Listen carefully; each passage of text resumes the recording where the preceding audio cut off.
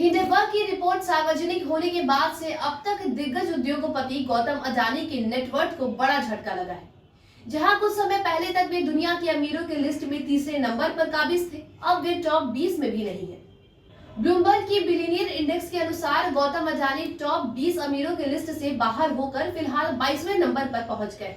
गौतम अडानी को एक ही दिन में करीब 10 अरब डॉलर का नुकसान हुआ है। वहीं दूसरी ओर फेसबुक के संस्थापक मार्क जुकरबर्ग की संपत्ति में 12.5 अरब डॉलर का इजाफा हुआ है और वे दुनिया की अमीरों की लिस्ट में 13वें स्थान पर पहुंच गए हैं। सितंबर में अडानी की नेटवर्थ 155.7 अरब डॉलर थी। सोमवार को नेटवर्थ 92.7 अरब डॉलर रही। दिसंबर तक दुनिया के शीर्ष अमीरों में केवल अडानी ऐसे अमीर थे जिनकी संपत्ति में उस साल उछाल आया था। अडानी अब दुनिया के अमीरों में 22वें नंबर पर खिसक गए हैं। आइए आपको बताते हैं कि हिंडनबर्ग में हालिया रिपोर्ट में क्या क्या है।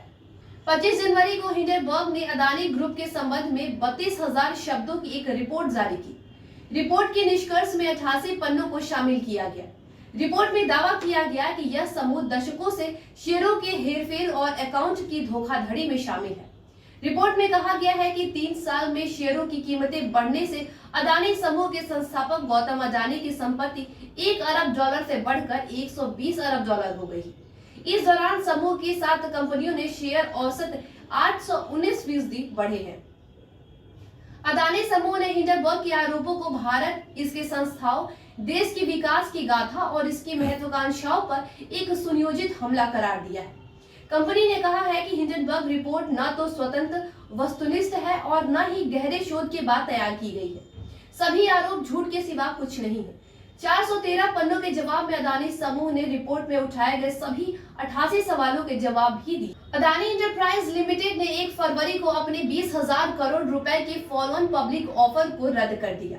इसे वापस लेने और निवेशकों को पैसा लौटाने की एक वजह हिंडनबर्ग की यह रिपोर्ट मानी जा रही है, जिसकी वजह से अडानी ग्रुप की कई कंपनियों के शेयरों में भारी गिरावट देखी। कंपनी ने कहा कि कंपनी अपने एफपीओ के हिस्से के रूप में प्राप्त आय को वापस कर देगी, जिसे 31 जनवरी को कॉर्पोरेट्स और विदेशी निवेशकों द्वारा बड़े पैमाने पर समर्थन दिया गया था। हिंडनबर्ग रिसर्च के पिछले हफ्ते आई रिपोर्ट के बाद अडानी समूह की कंपनी के शेयरों में लगातार गिरावट आ रही है। तो वहीं संसद में बजट सत्र का आज चौथा दिन है। आज एक बार फिर से अडानी मामले पर दोनों सदनों में 16 विपक्षी दलों ने जोरदार हंगामा किया, जिसके बाद सदन की कार्यवाही स्थगित करनी पड़ी। इसके अलावा आज कांग्रेस के राष्ट्रीय अध्यक्ष मल्लिकार्जुन खड़गे ने विपक्षी दलों के नेताओं के साथ बैठक बुलाई थी। इस बैठक में सरकार को घेरने की रणनीति पर चर्चा की गई।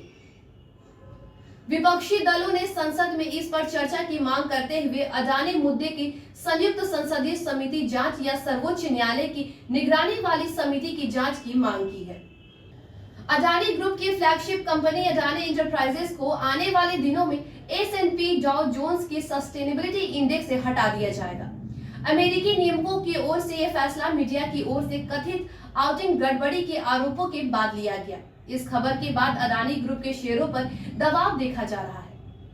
S&P डाउ जोन्स ने बयान जारी कर कहा है कि आउटिंग गड़बड़ी के आरोपों के चलते वह 7 फरवरी से अडानी ग्रुप की फ्लैगशिप कंपनी अडानी इंटरप्राइजेस को सस्टेनेबिलिटी इंडेक्स से हटा देंगे। इससे पहले भारतीय स्टॉक एक्सचेंज BSE और NSE की ओर से अडानी ग्रुप के 3 share Adani enterprise, Adani port and special economics zone और अंबुजा सीमेंट को ASM फ्रेमवर्क में रखा गया था। इस खबर के बाद अडानी ग्रुप के शेयरों में सुबह से ही दबाव देखा जा रहा है। BSE पर शुरुआती कारोबार में ही अडानी इंटरप्राइज को शेयर 15% गिर गया। बता दें कि इससे पहले गुरुवार को अडानी इंटरप्राइज में 26% और बुधवार को 28% की गिरावट हुई। पिछले 6 कारोबारी सत्रों की बात करें तो अडानी ग्रुप का बाजार मूल्यांकन 8.76 लाख करोड़ रुपए घट गया है। वहीं अडानी इंटरप्राइज की ओर से 20,000 करोड़ की FPO को भी वापस ले लिया गया और कंपनी के निवेशकों का पैसा वापस करने का फैसला किया गया है।